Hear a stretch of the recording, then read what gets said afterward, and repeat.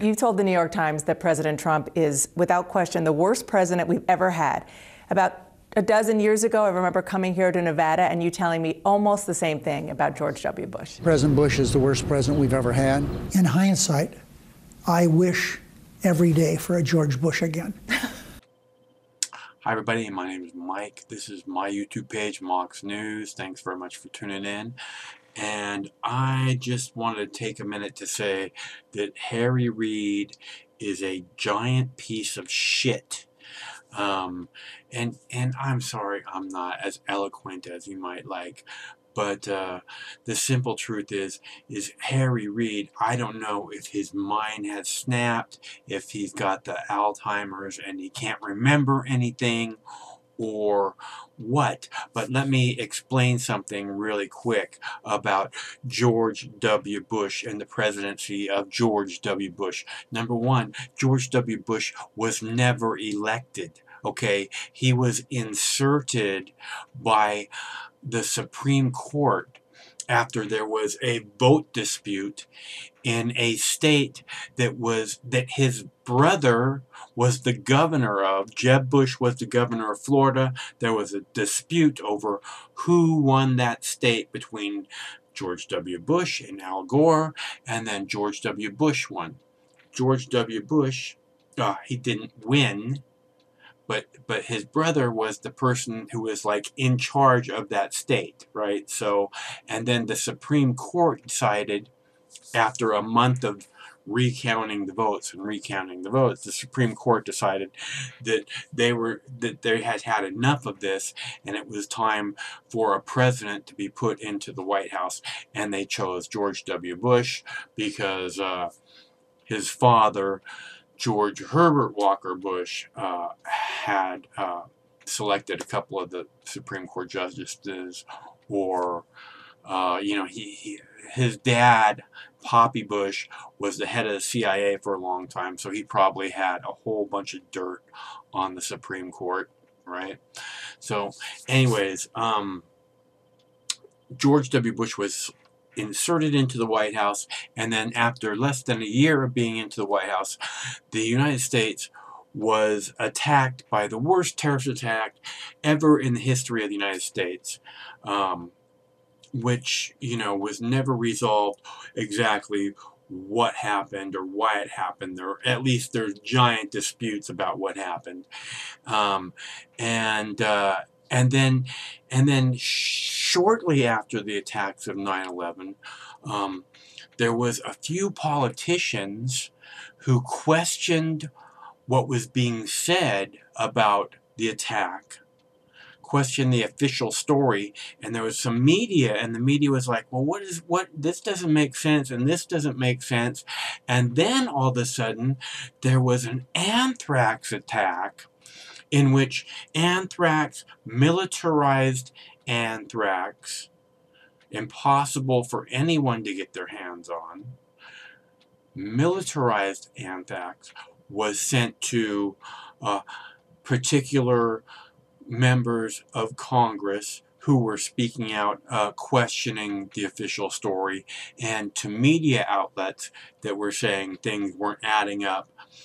Anthrax was sent out to them, and then pretty much the media died, and all of the Congress got on board for what was going to happen next, which was, of course,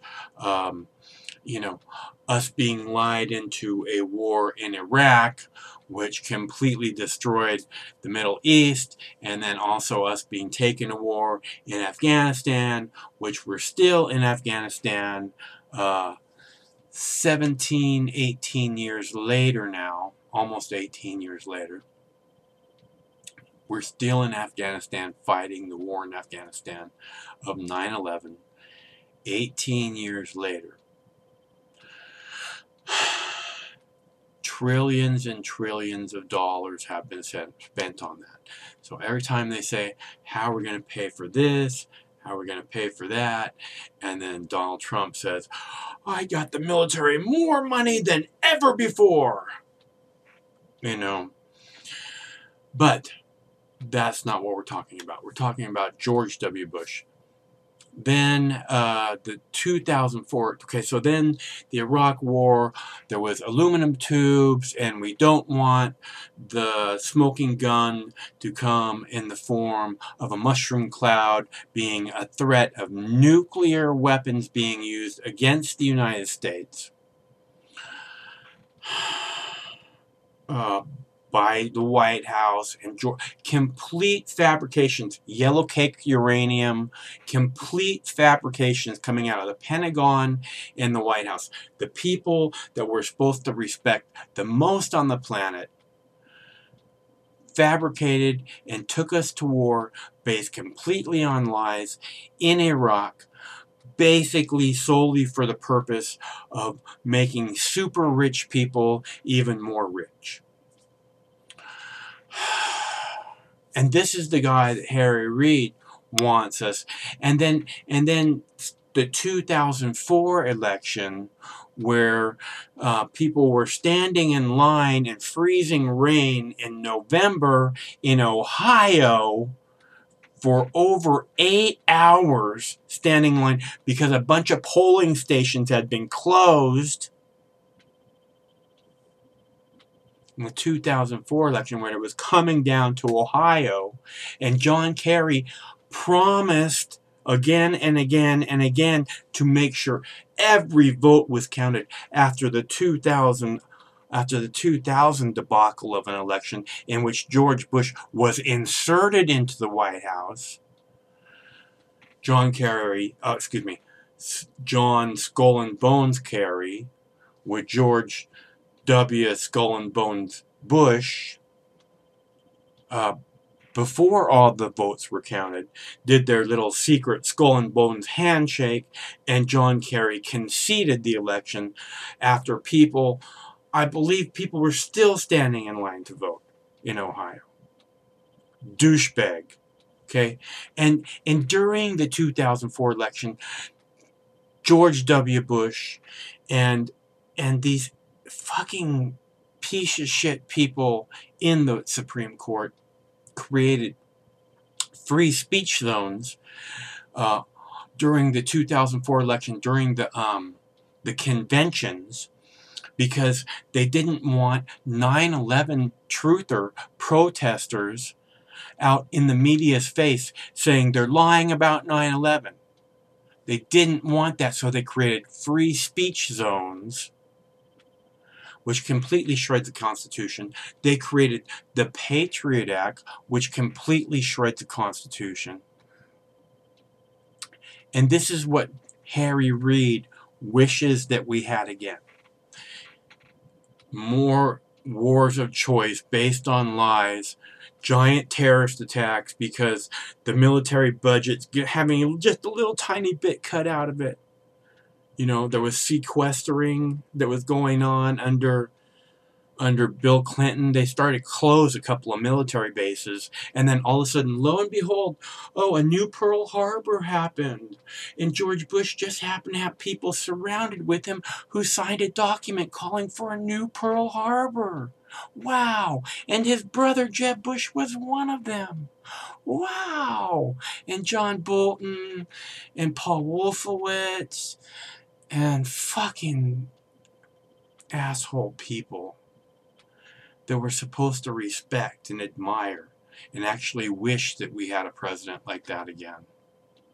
And instead of Barack Obama being any different, he was just a third and fourth term of George W. Bush. And that's why Harry Reid wants him back.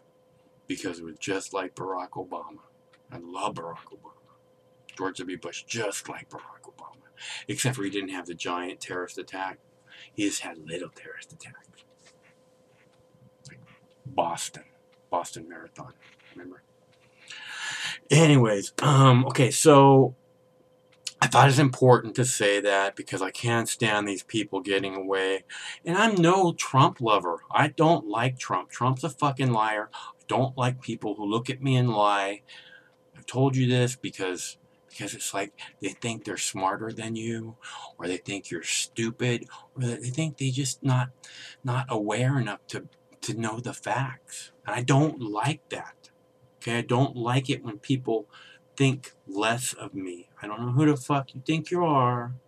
I may not be the sharpest tool in the shed, but I'm not an idiot.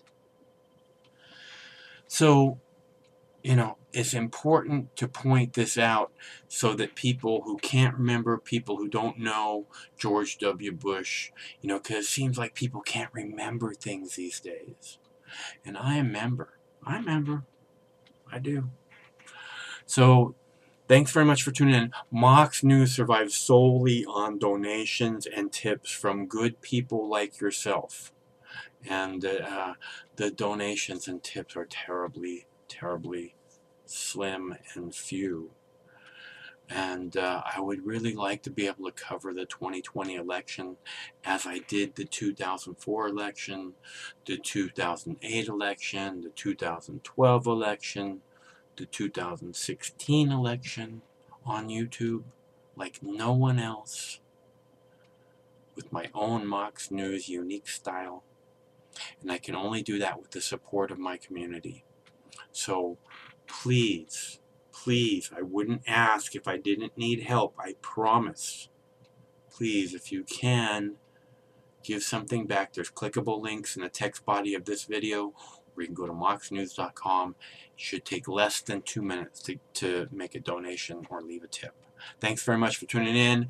One of these days this war is going to end when we actually can speak the truth about the people who caused it and kept it in place for a generation now.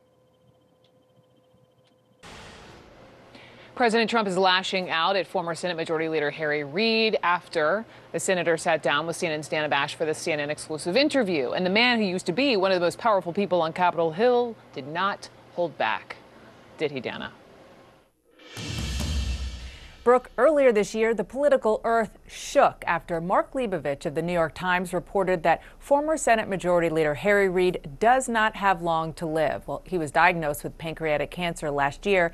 He is now in remission, and I went to see him in Nevada and found a very much alive Harry Reid. How are you feeling? I feel very good. Your cancer is in remission? Yeah, I had pancreatic cancer, and it's in remission. Chemo's all gone many months ago. That was worse than the surgery. The chemo? Mm-hmm. So for people who are concerned about you, understandably so, your message is? I'm doing fine. I'm busy. I work quite hard. I enjoy my family. A big part of what keeps him going? His love affair with wife Landra of nearly 60 years, whom he met at age 15. She had a pair of Levi's yesterday. I said, man, that just looks so good. That's amazing. But it's true. Reid retired from the Senate in 2017. A former boxer and ever the fighter, not being in the arena with Donald Trump is hard. You've had some choice words for President Trump. Spoiled brat, con man, human leech, big fat guy, and amoral seems to be your favorite right now. Is there anything you think he's doing right? Is there anything that I think that President Trump is doing right? I just have trouble accepting him as a person. And so, frankly, I don't see anything he's doing right. You told the New York Times that President Trump is, without question, the worst president we've ever had. About a dozen years ago, I remember coming here to Nevada and you telling me almost the same thing about George W. Bush. President Bush is the worst president we've ever had. In hindsight, I wish every day for a George Bush again. I think that he and I had our differences, but no one ever questioned his patriotism. Our battles were strictly political battles. I just try to wrap my head around somebody who covered you and was with you real time all those years ago in the Bush administration when you were, his chief antagonist in the Senate, calling him a loser, calling him a liar, and now you're saying, please, I wish I had George W. Bush in the White House again? There's no question in my mind that George Bush would be Babe Ruth in this league that he's in with Donald Trump in the league. Donald Trump wouldn't make the team. Chemotherapy compromised several vertebrae. He can no longer walk unassisted. But Rye's sense of humor firmly intact, he was eager to stand and show us a 2010 letter from Donald Trump hanging in his Las Vegas office. Dear Harry, congratulations. You are amazing. With best wishes, Donald Trump. Well, that was in the days when he didn't know if he was a Democrat or Republican. President Trump has tweeted about Reid's 1993 speech opposing birthright citizenship. How about offering a reward for being an illegal immigrant? No sane country would do that. You've said those comments were a mistake. Yeah, they were a mistake. I had a staff member that I shouldn't have listened to as closely as I did. But that ended pretty quickly when my little Jewish wife, whose dad was born in Russia, reminded me, first time she heard about it. She said, "What are you doing? Don't you realize my father was born in Russia?" What do you make of the president using that tweet? I guess everything's fair. He found it and let him use it. What's your view on impeachment? Well, first of all, unless you get some Republicans joining, it's a waste of time. The Republicans in the Senate are so afraid of Trump that they're not going to get involved in this. Still, he says House Democrats should do what they think is right. You don't think there would be a political backlash against Democrats for doing that before an election? I don't think there would be a backlash because the vast majority of the people know something's wrong with Trump. That's his basis of advice for Democrats running for president. The candidates running need not talk about how bad President Trump is. They just need to talk about what's good for the country. Everyone knows. Even those people that support him knows what problems he has. Reid may be feeling good now, but he has been trying to tie up some loose ends. One story he told me that I found fascinating is he made amends with Mitt Romney. Remember, there was really bad blood between them after Reid went to the Senate floor during the 2012 campaign and accused Romney of not paying taxes. He didn't offer any proof. Well, since then, pretty recently, Reid reached out to Romney. He said that they met and they had a nice visit, shook hands, and put stuff behind them. Brooke?